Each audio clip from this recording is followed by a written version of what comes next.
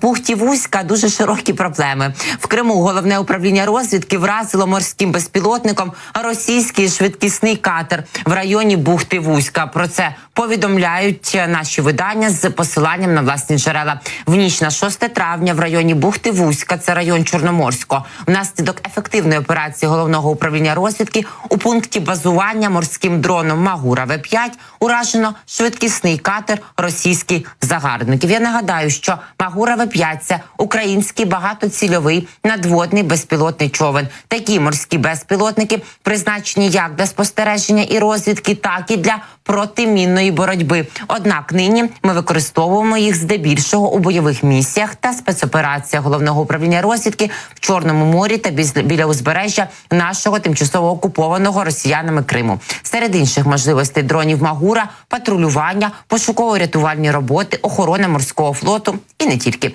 У ніч проти 5 березня, нагадаю, в територіальних водах України неподалік від Керченської протоки саме морські дрончики Магура В-5 знищили патрульний корабель Чорноморського флоту РФ «Сережа Котов». Внаслідок того удару корабель зазнав пошкоджень корми, правого і лівого бортів. Пам'ятаєте, атака була така зусібіч. За даними головного управління розвідки, тоді вартість потопленого корабля становила близько 65 мільйонів доларів. Ось так непогано відпрацьовуємо. А 14 лютого, пам'ятаєте, з Днем всіх закоханих, воно кохання десь існує. Привітали ми росіянчиків, і саме Магура В-5 біля Алубки вразили російський великий десантний корабель «Цезар Куніков». Ось такою незамисловатою назвою.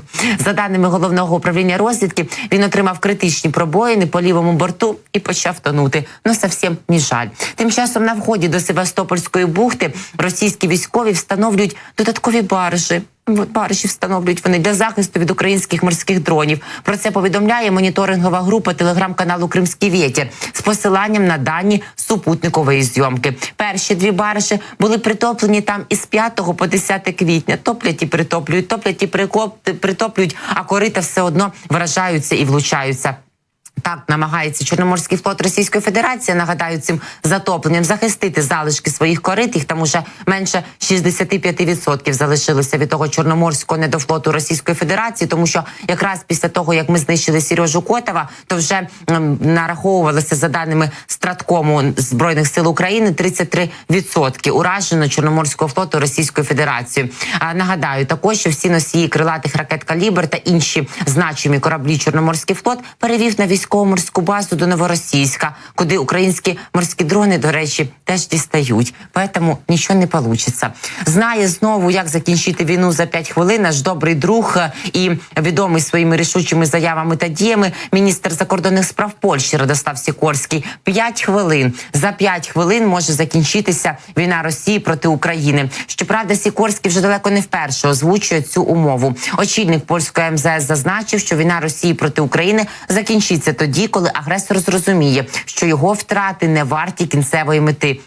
Розчарує Сікорського, агресор цього не зрозуміє. Вони покладуть всі свої 140 лямів своєї живої сили і будуть перти сюди, поки ми їх не знищимо. Російська агресивна війна проти України може закінчитися за 5 хвилин одним дзвінком. Пам'ятаєте, я вже вам розповідала разом із Тізенгаузеном про цей дзвінок, і ми дійшли висновку, що цей дзвінок нічого не змінить, змінити можуть інші, але про це згодом. Для цього, на думку Сікорського, для того, аби за 5 хвилин завершити війну, розв'язану Путіним проти України ще в 2014 році, потрібен лише один телефонний дзвінок, щоб диктатор взяв слухавку і зателефонував своєму Кужугетовичу Шойгу, міністру оборони Російської Федерації, і дав відповідний указ. Говорить про це в інтерв'ю РМФ-24 міністр закордонних справ Польщі Радослав Сікорський. Цитую: «Війна може закінчитися за 5 хвилин одним телефонним дзвінком Путіна до Шойгу. Це агресивна колоніальна війна. І вона закінчиться тоді, коли агресор дійде висновку, що жертви не варті кінцевої мети. Але агресор ще не дійшов висновку».